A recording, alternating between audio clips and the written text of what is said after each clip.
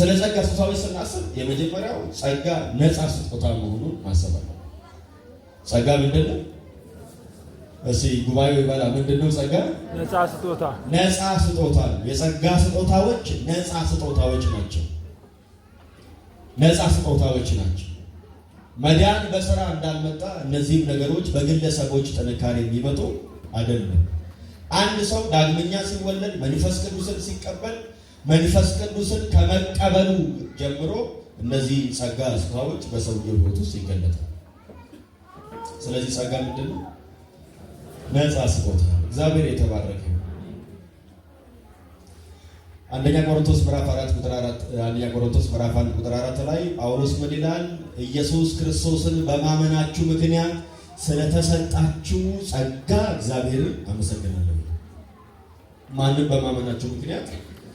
ኢየሱስን በማመናችሁ ምክንያት ስለተሰጣችሁ ጸጋ። ስለዚህ ጸጋ የተሰጠው ምን በማለታችን ነው? ኢየሱስን በማመናችን ነው።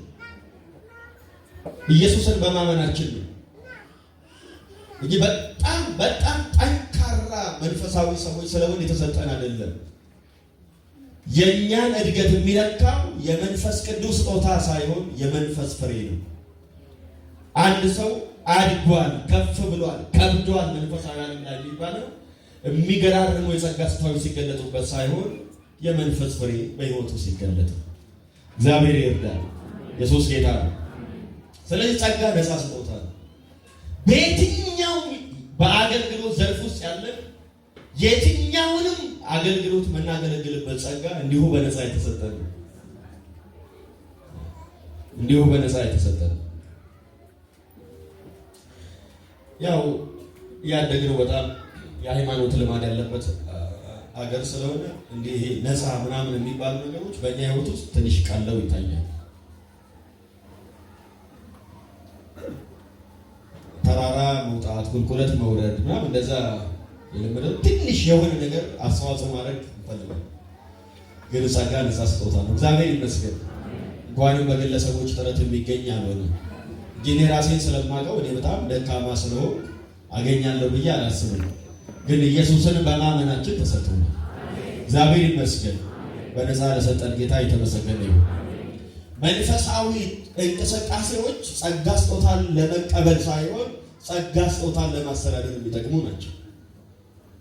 ጸጋ ስጦታን ከተቀበልን በኋላ የምንጾመው፣ የምንጸልየው፣ መንፈሳዊ እንቅስቃሴ የምናደርጋቸው ሁሉ ምን ለማለት ነው?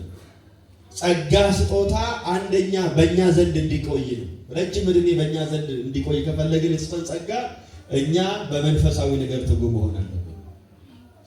የሆኑ ጊዜ የሚገርም ጸጋ የሚገለጥባቸው ጉባኤው እሳት የሚያደርጉ ሰዎች ከሆነ ጊዜ በኋላ ጥፍት ሲሉ አላያችሁ? ምክንያቱ ምንድን ነው? ጸጋ ስጦታን እነሱ ጋር ማቆየት አልቻሉም። ጸጋ ስጦታ በእኛ ሕይወት ውስጥ የሕይወት ችግር ካለ ማለት ነው የተቀበልን በነፃ የተቀበልነው ጸጋ የሕይወት ክፍተት ከተገኘብን ጸጋው በእኛ ውስጥ አክቲቭ ሆኖ መስራት አይችልም። ስለዚህ ቅድስናን፣ ጾምን፣ ጸሎትን፣ እግዚአብሔርን ቃል ማንበብ፣ መንፈሳዊ ነገር ላይ ትጉ መሆንን ያስፈልጋል። ምን ለማለት?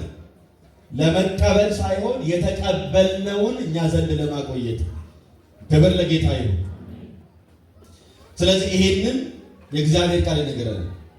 አንዳንድ ጊዜ በአንድም በሌላም ሳናቀው እኔ ይሄን ያህል ጸጋን ሳገኝ እንደዚህ በጣም ዋጋ ከፍዬ ነው፣ እንደዚህ ጥሬ ነው፣ 24 ሰዓት ጸልዬ ነው ይላል ሰው። 24 ሰዓት ጸልዬ ነው ጸጋን ያገኘው፣ ጸጋ ስጦታን ያገኘው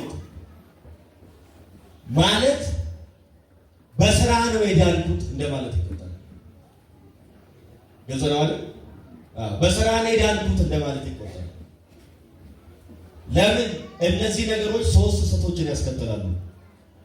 ሶስት ስህተት ያስከትላሉ። ጸጋ እኔ ነብይ ለመሆን፣ ሐዋርያ ለመሆን፣ በልሳን ለመሞላት፣ የሆነ ጸጋ ለመቀበል 24 ሰዓት ጾም ጸሎት ተግቼ ነው ብሎ ማመንም ይሁን ማስተማር ሶስት ስህተት ያስከትላል። የመጀመሪያው ጸጋ የሚገኘው በግል ጥረት ለሚያደርጉ ብቻ እንጂ ለሁሉም ሰው አይሰጥም የሚል ትምህርት በተዘዋዋሪ ይዞ ይመጣል። ከዛ ተስፋ ትቆርጣለህ አንተ ማለት ነው።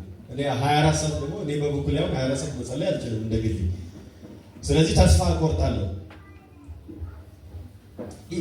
ማክበድ፣ ጫና መፍጠር፣ መንፈሳዊ ነገር ሰዎች በቀላሉ እንዳይለማመዱት ማድረግ፣ ከጌታ ፊት ማሸሽ፣ ከጸጋ ማራቅ ነው። ይሄ በአንድም በሌላ ወዳጆች ክብር ለጌታ ይሁን።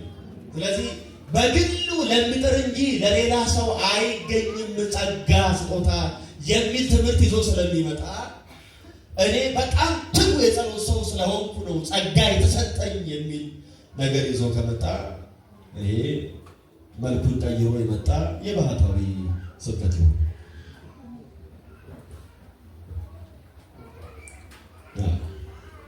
ስለዚህ ጸጋ ኢየሱስን በመቀበላችን የተሰጠን እግዚአብሔር ይመስገን። ጸጋውን ላፈሰሰልን ጌታ ይባረክ።